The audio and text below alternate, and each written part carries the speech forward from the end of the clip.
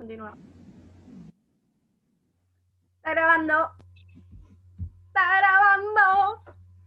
Muy bien, estamos grabando en Zoom nuestra reunión, charlando acerca de la importancia del cine clásico y el aporte que hizo Orson Welles, por ejemplo, en la película The Stranger, una película imperdible para los amantes del cine y una película con un alto contenido también histórico, una visión bastante interesante y crítica de lo que significa después de la guerra, de la finalización de la Segunda Guerra Mundial, la reinserción de tantos protagonistas y tantos soldados que estuvieron en el frente y en acciones muchas veces reñidas con la defensa de los derechos humanos, porque sabemos muy bien que se vivió una etapa realmente cruel respecto a los derechos humanos, mejor dicho, a la violación de los mismos, y el ejército alemán, a través de ciertas figuras, tuvo un grado de responsabilidad importante, como también lo tuvieron soldados de otras fuerzas y dirigentes políticos de otros países, pero el tema del holocausto queda como uno de los aspectos claves de la Segunda Guerra Mundial, y la película de Stranger justamente trata sobre ese aspecto, sobre la vida después de la guerra, y muy particular porque está situada en Estados Unidos, ¿no es cierto? Sí, es una película que se estrenó en 1946, dirigida y actuada por Orson Welles, que como se sabe, tuvo un importante papel y rol en lo que es en los Estados Unidos con respecto a la guerra. Todo desde It's All True, cuando lo mandan acá a Sudamérica para hacer las paces y que no haya un conflicto entre continentes, tanto después mostrando ahora como en el extraño todo lo que fue la participación de las personas en los campos de concentración y cómo fue la posguerra justamente. También se muestra mucho el arrepentimiento y la transformación del personaje a medida que avanza la película y cómo se va descubriendo ciertas cosas. Te da un quiebre de personaje bastante importante. ¿Vos qué opinás? Bien, o sea que no es nada fácil para una persona que estuvo comprometida en la línea de mandos a ejercer determinadas situaciones, repensarse, imaginarse fuera del escenario bélico, imaginarse fuera de la guerra, cómo será su vida. Una persona entonces que logra dejar su Alemania, su Europa natal, para ir a vivir a Estados Unidos y enfrentarse ahí justamente en el campo de vida cotidiana del aparente enemigo anterior durante la guerra, desarrollar una nueva vida justamente allí, ¿no es cierto? Sí, aparte, ¿cómo planeó ir y con qué tipo de gente se quería rodear para evitar que justamente lo busquen? Primero, antes de viajar, hizo desaparecer toda la documentación, todo lo que estaba relacionado con él, y después se va a un lugar donde hay prestigio, un pueblo, pero se casa con la hija de un juez prestigioso para también decir, bueno, ¿por qué una persona que está huyendo vendría a este lugar y estaría con personas que son importantes para el pueblo? Pero bueno, con la llegada de otro personaje que guía a un policía, se desmorona todo esto. Entonces el plan que Bien, de toda la vida iba a estar bien, iba a estar rodeado de gente buena, seguridad, cómo se desmorona y cómo también la violencia igual está desde el principio y se le nota mucho el carácter cuando se presenta el primer conflicto. exactamente. El personaje del detective que ingresa en la dinámica de la historia es de alguna manera ese pasado que vuelve, ¿no? A un presente y a un futuro que parecía idílico. Pero por otro lado, también muy interesante comenzar a ver, ya más allá del macrocontexto de la guerra, de la inserción posterior, de la huida de jefes nazis hacia América, y ya en este caso no América Latina, sino justamente Estados Unidos, según la trama de esta película, lo interesante es empezar a ver la naturaleza del carácter de los personajes, la violencia que está presente, de alguna manera esa carga de ejercicio del poder y del mando, que no deja de estar presente en el personaje que interpreta magistralmente Orson Welles, ¿no es cierto? Pero además también muy interesante cómo están marcados los roles de lo masculino y de lo femenino, ¿no? La interacción con su novia, flamante esposa, es los diálogos acerca de la confianza y cómo se interpreta todo es realmente muy significativo. No sé qué opinas vos, Belén. Sí, igual lo que tienen los personajes de Orson Welles es que hay un vínculo siempre con las mujeres, con las que serían sus novias, sus amantes o sus esposas, que es muy contradictorio, porque como las ama, se los dice, pero hay mucha violencia y mucha manipulación. Porque, por ejemplo, haciendo un spoiler, en una parte al final de la película, le echa la culpa a la esposa de algo que primero ella no tenía ni idea que iba a pasar, y segundo, la manipula como no es mi culpa, es tu culpa por haber hecho esto. Y es como, si lo mirás desde afuera, objetivamente, no, esa persona no tiene la culpa, la tiene el personaje de Orson Welles. Entonces, también cómo la chica reacciona y bueno, las negaciones que va teniendo y la lucha interna por terminar de decidir si confiar ciegamente o hacerle caso a su inconsciente y decir, bueno, esta es la realidad, vamos a aceptarla. Justamente, ¿no es cierto?, en los roles del hombre y de la mujer tan tipificados, no solamente vemos el carácter de cada uno, la tipificación de los roles de lo masculino y de lo femenino, sino también creo que vemos una gran metáfora acerca de la confianza ciega, las creencias, o sea, una gran metáfora acerca de hasta qué punto se puede lograr una reinserción, hasta qué punto se puede vivir en libertad luego de haber vivido bajo la opresión, hasta qué punto se puede ejercer la responsabilidad de ser un buen ciudadano, de intentar ser un ciudadano ejemplar, incluso, como bien vos lo planteás, cuando comenzabas a contar el argumento. Además de eso, qué significativo el manejo de la culpa, ¿no? La idea de la culpa y la idea de la responsabilidad. Justamente era una persona que tuvo en sus manos eh, el destino aparentemente de tantas vidas humanas, cómo se vuelve a enfrentar al dilema de la vida, ¿no? A lo largo de la película. Sí, aparte el tema de la responsabilidad, realmente, de en ciertos hechos quién fue el responsable. Porque para algunos, bueno, no, si vos hiciste esta cosa, vos sos el responsable, pero ese te dice, no, yo solamente seguía órdenes. Porque también el chantaje psicológico y la manipulación tal vez de una persona ir en contra de su moral y hacer lo que considera que está mal por protegerse a sí mismo o proteger a los que lo rodean. Entonces también el carácter que el personaje tiene ante los hechos, como él los ve y como lo ve el policía. Muy bien, y el rol también que tiene ese antiguo lugarteniente, ¿no es cierto?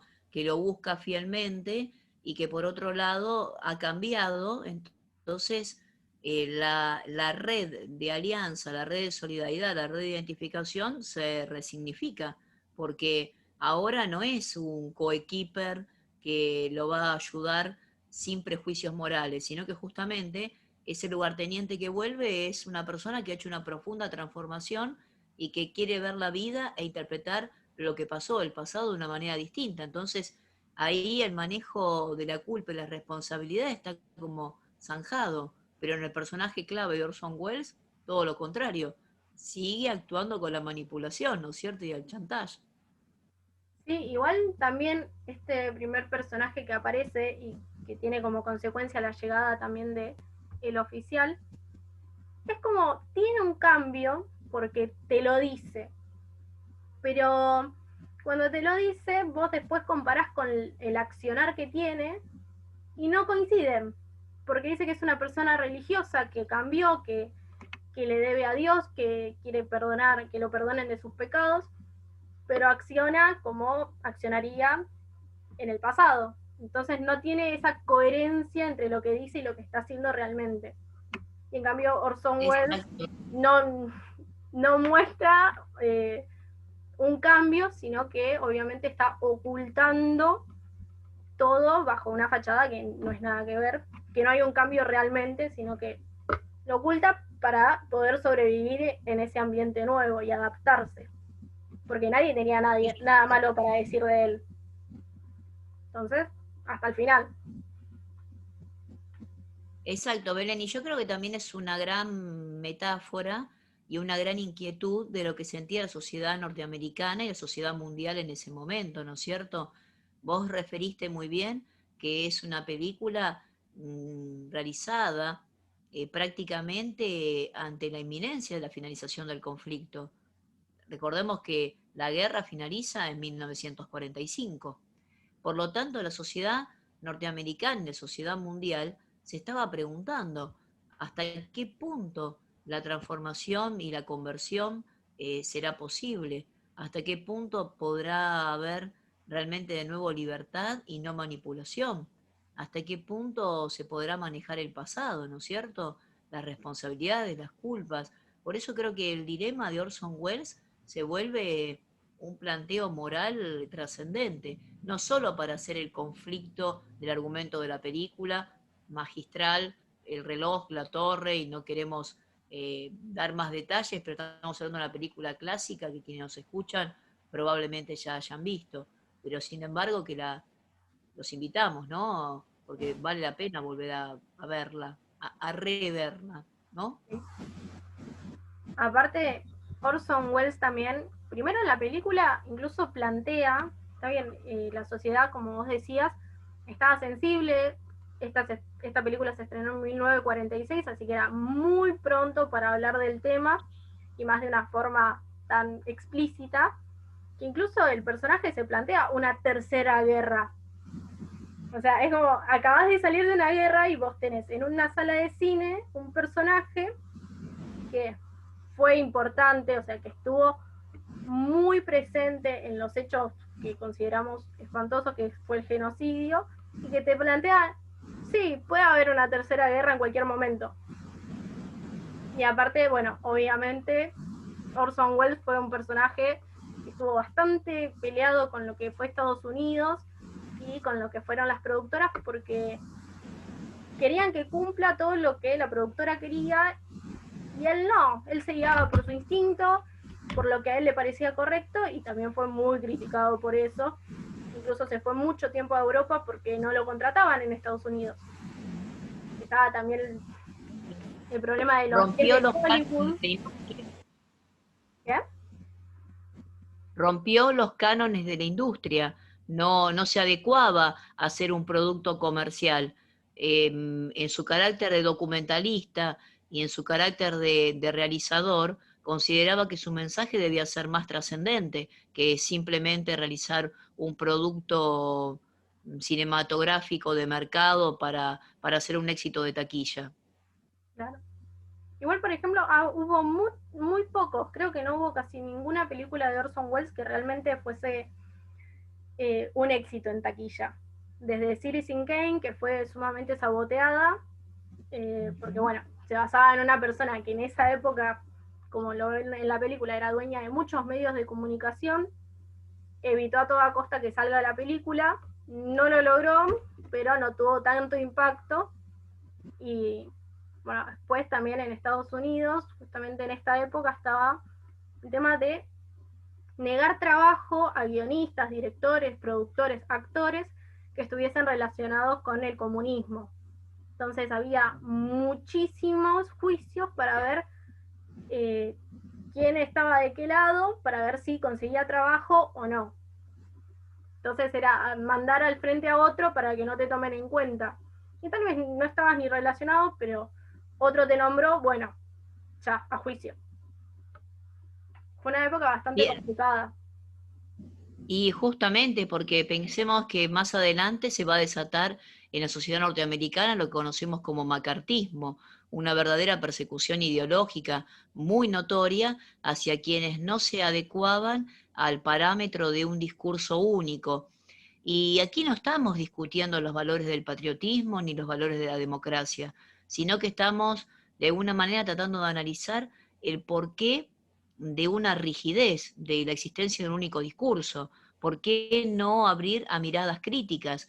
Porque si uno analiza la obra de Wells, como recién lo estábamos comentando en The Stranger, justamente no es crítico de la sociedad norteamericana, porque no se muestra justamente como pro-nazi o pro-europeísta, sino justamente que revela la magnitud de los conflictos que se plantean desde una multiplicidad de roles y de planos.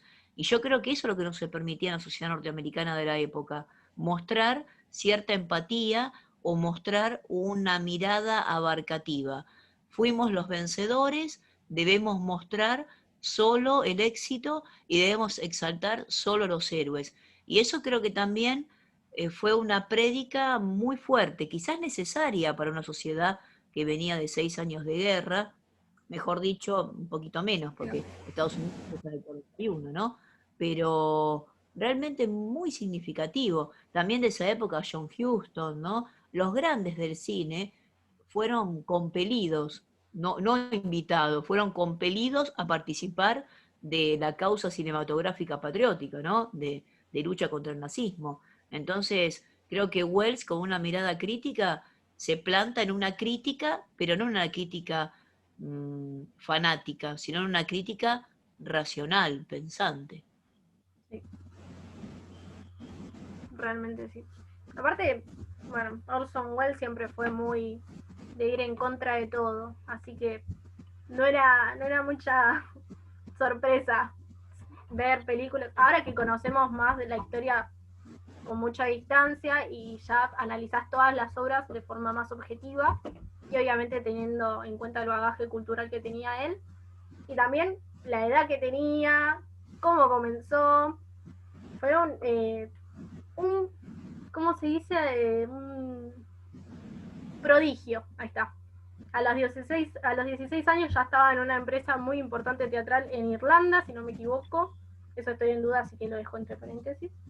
Y después de lo que fue la empresa Mercury, el Teatro Mercury, lo que fue la Guerra de los Mundos a nivel de radioteatro, que fue el único director que con 20 y pico de años lo llamaron de Hollywood y le dijeron, te doy un contrato, haz lo que vos quieras, con este presupuesto, obviamente, haz lo que vos quieras. Y ahí salió Citizen Kane, que fue la película más pura que tuvo él, que fue, bueno, dirigida, obviamente estuvo mucho en lo que fue la postproducción, lo que era el montaje, innovación en todo lo que era los enfoques, lo que era también la profundidad de planos, la iluminación, como no tenían muchas cosas, no tenían presupuesto, cómo la iluminación jugaba a favor de él, obviamente también aplicando mucho escenografía teatral porque era de donde venía. Entonces, Justamente.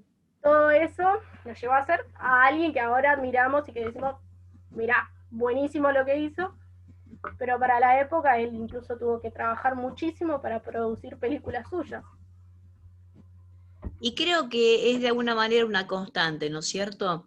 Quien es un prodigio, quien es una persona creativa, quien rompe los moldes de su generación, vive en la cotidianeidad el impacto de lo que genera, ¿no es cierto?